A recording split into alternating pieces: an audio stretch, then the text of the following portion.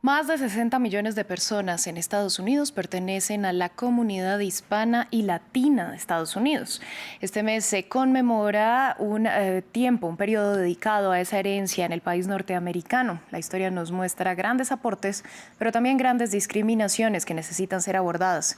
Por ello vamos a conversar con Ángela Franco. Ella es presidenta de la DC Chamber of Commerce. Bienvenida a France 24. Este mes es una oportunidad para reconocer y celebrar la hispanidad. ¿Por qué es esto fundamental en medio de la gran diversidad que hay en Estados Unidos?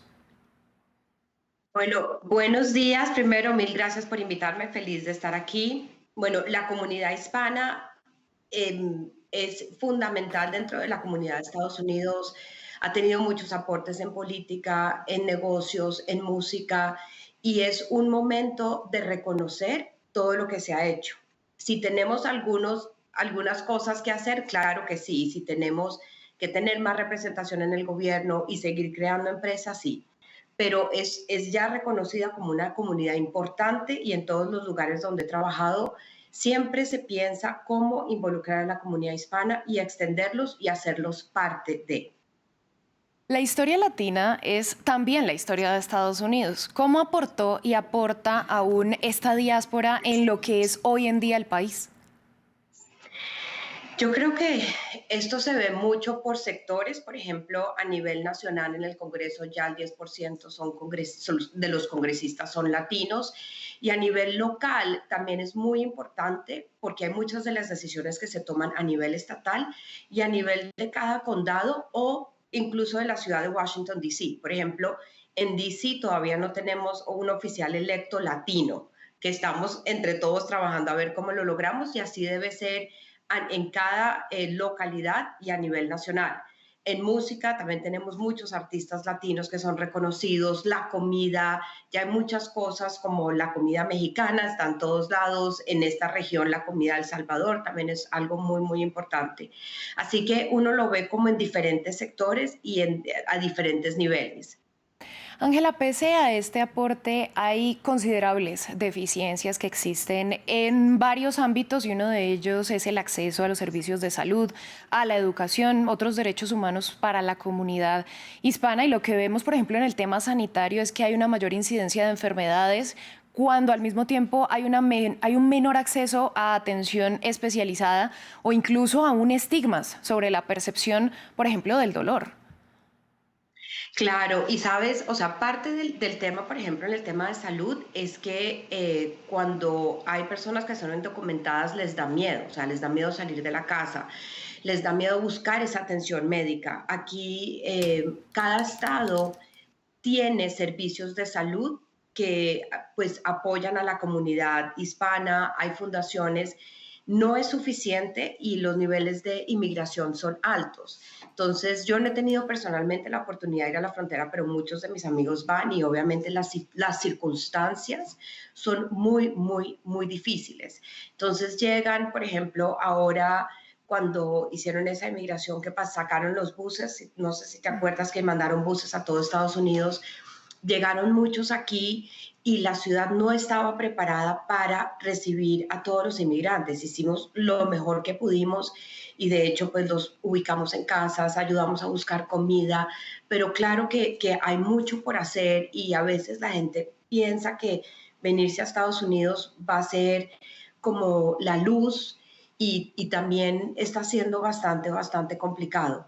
Y hay una preocupación general por ese tema. Bueno, y justamente usted lo estaba mencionando, este tema migratorio, porque hay una proporción sumamente importante de hispanos que están emigrando a Estados Unidos y que sí buscan de alguna manera mejores oportunidades, una vida mejor. ¿Cómo es posible que se les brinde mejor atención, mayores recursos, si consideramos que en Estados Unidos pues hay una gran oposición a esta migración de parte de los republicanos?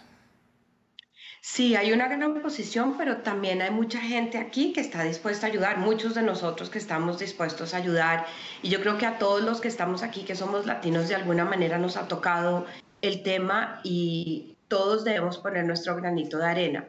Es difícil porque cuando no hay documentos, las oportunidades son muy, muy limitadas en muchos sentidos. Entonces sí puede que consigan un trabajo y que consigan lo del día al día, pero para tener algo a largo plazo, para tener cobertura de salud, va a haber algunas limitantes y eso se hace a través de fundaciones que dan este tipo de apoyo para los inmigrantes y ese tipo de apoyo es limitado.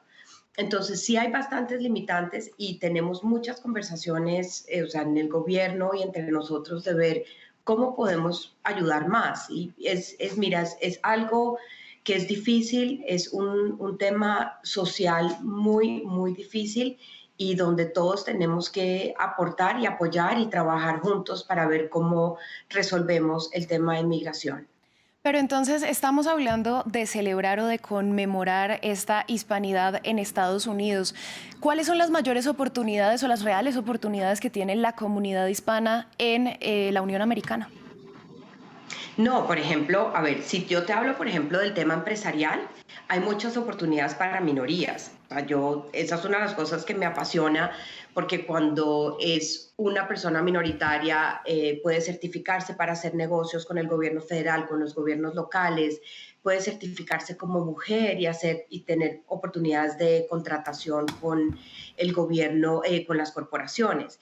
Y muchas de las empresas ya están siendo intencionales en contratar minorías, que por ejemplo el uso del español es súper importante y se está volviendo cada vez más importante. O sea, no creo que el país vaya nunca a volverse de habla hispana, pero sí es algo importante tener y que están buscando gente que tenga el idioma, claro que sí. Entonces, hay oportunidades para minorías en ese sentido y, por ejemplo, hay industrias en Estados Unidos que tienen, o sea, que ha sido difícil conseguir gente. Por ejemplo, construcción a nivel nacional es una industria que siempre está buscando gente y la realidad es que hay muchos indocumentados que están trabajando en esa industria y cosas muy especializadas, por ejemplo, el trabajo de madera, el trabajo del hierro, que son cosas que muchos latinos traemos, porque eso es parte de lo que nosotros traemos y es algo que aquí se valora mucho.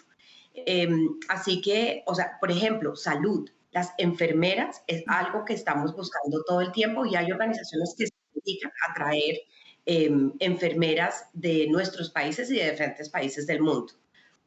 Pues Ángela, a usted muchas gracias por su análisis y por compartirlo con nosotros en France 24. Mil gracias por invitarme y feliz mes de la herencia hispana. Feliz mes a usted también. A ustedes, gracias por su sintonía. Hacemos una breve pausa y ya regresamos.